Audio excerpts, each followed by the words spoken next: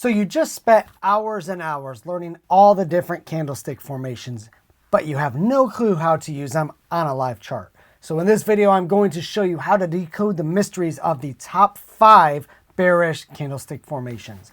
Now, we're going to start off with the live market as you see right here, and we're going to locate 2 and 3 candlestick formations that show bearish reversals potentially.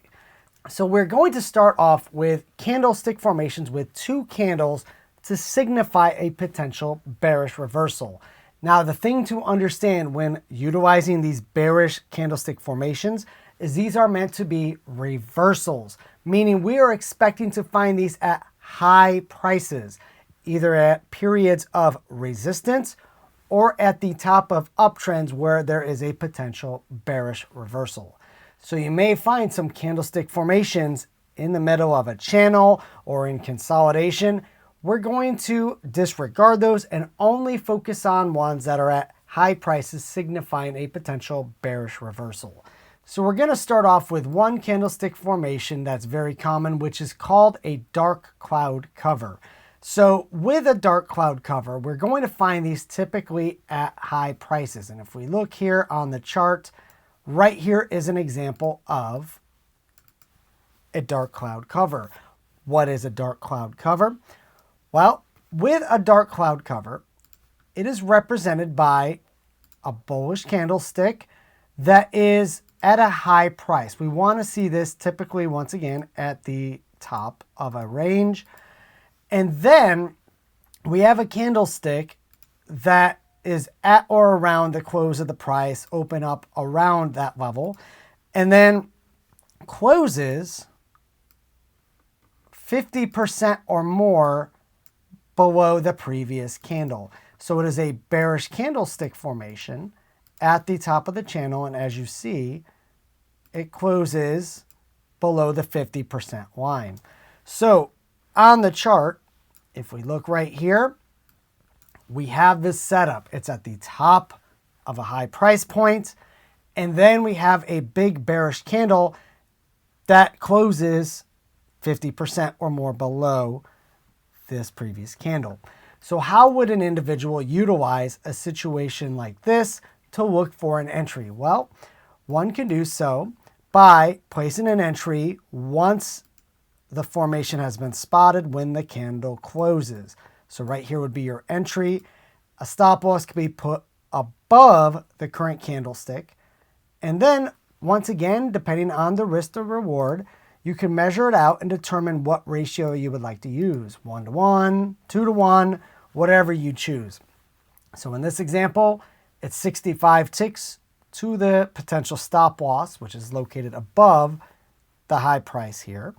So I will go ahead and start measuring 65 ticks below the market to look for a potential take profit. And that's what I'm going to set my profit objective below the live market. So let's see what happens with this candlestick formation. It's at a high price and we're looking for that bearish reversal, take the entry. We recognize it at a high price. We take the entry. Does it hit the stop loss or the take profit? It does not, but right there, it does hit the take profit and signifies a winning trade. So if an individual were to take a selling opportunity once they would spot a dark cloud cover, this could have been a winning opportunity. The next candlestick formation we will be discussing is known as the bearish Japanese Harame. What does that mean? The Harame is Japanese for the word pregnant. And once I draw this out, it'll make a little bit of sense. The first candlestick is going to be a full-bodied bullish candlestick, similar to this here. Let me draw it on the chart. And then the next candlestick in succession will be a bearish candlestick. But when you look at the overall movement for this candlestick, the open and the close, also known as the body, is going to be encompassed within the previous candlestick. So there might be wicks that extend up and down, but the overall body is going to be found within the body of the previous candle. Let's look left and see if we can spot an opportunity that shows a bearish Harame. So if we look left, I can see one right here. And basically, as you see, we have a full-bodied bullish candlestick, and then in the middle, we see a bearish candlestick where the body is encompassed within the previous candle. So how an individual would utilize this opportunity is once it is discovered, an entry would be made at the close of that candlestick. So it would be once that candle closes, there would be an entry for it. The stop loss would be somewhere above that high price. And then we'd measure out the risk to reward to determine what the overall risk would be. So in this example, it would be 178 ticks. And then if you chose, you could do 178 ticks below if you're doing one-to-one risk to reward. And as you see, this particular trade, this would move to a daily time frame, did take about 3 days to fulfill. But ultimately, it did have a little bit of fight, a little give and take before ultimately coming down and reaching the overall take profit location.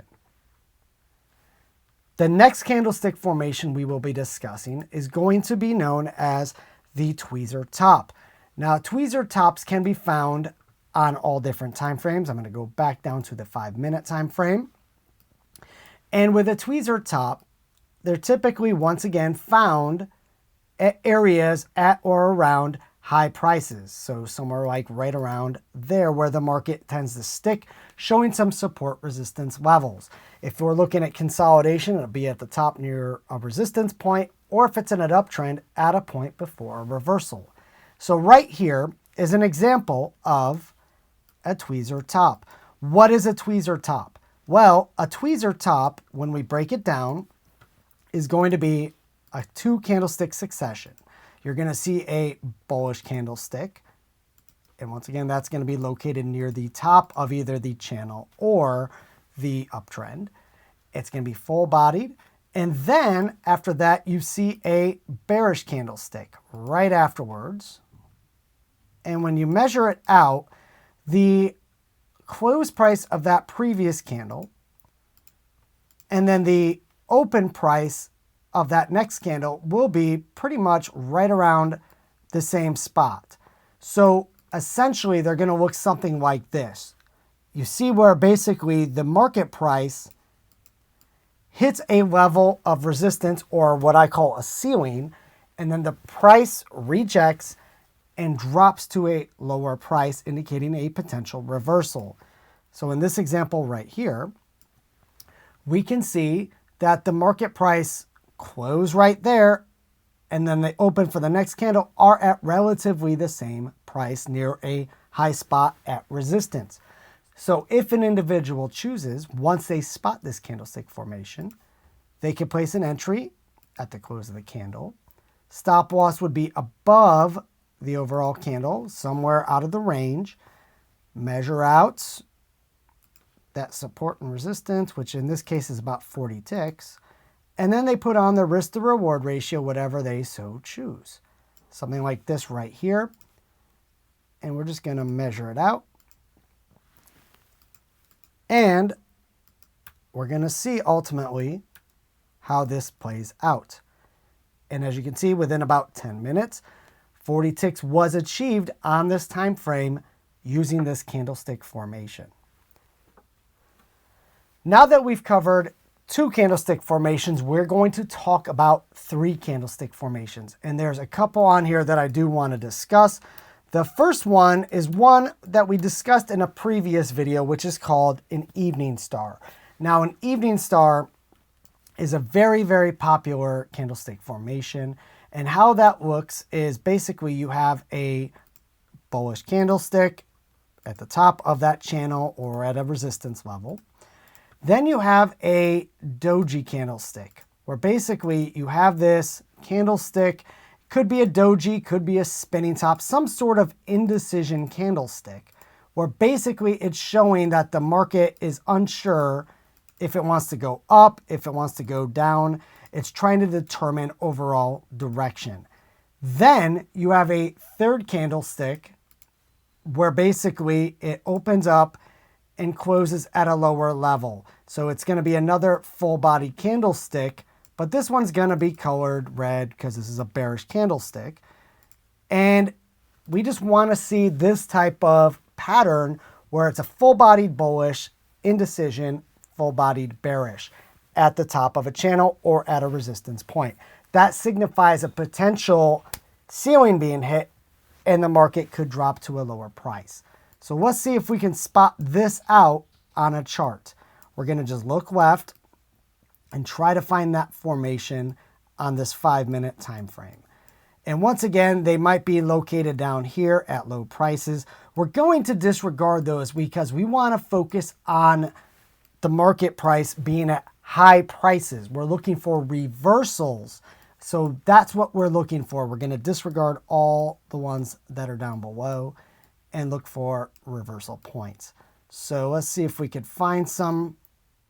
And right here, we can see a potential Morningstar formation. When we look, the market was in an overall uptrend.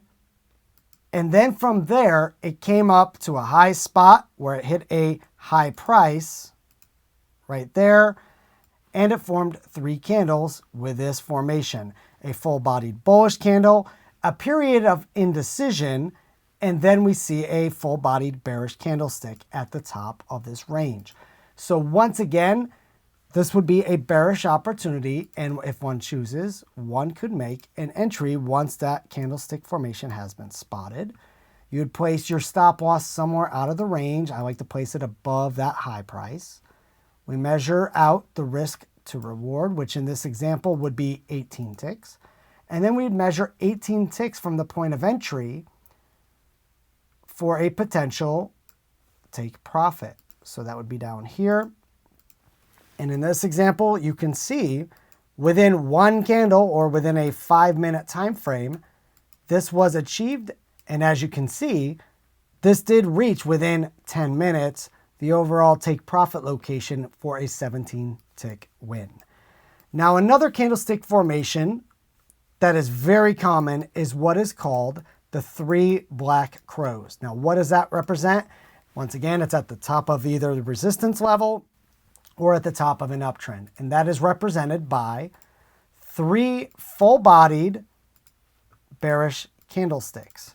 So you'll see one candlestick here, another like this, and then another below.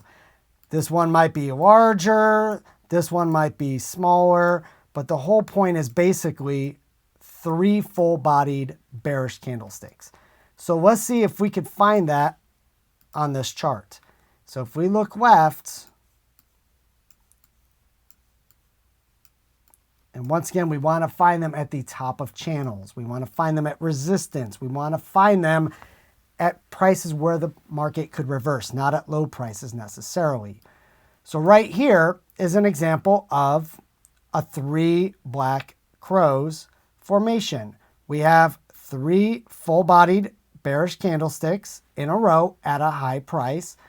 And if one so chooses, they could look for an entry right here at the close of the candle. You place your stop loss somewhere above that most recent high from the start of that formation. Measure out your risk to reward, which is 42 ticks. And then we look for 42 ticks below the market for a take profit. So let's see how this one would have panned out.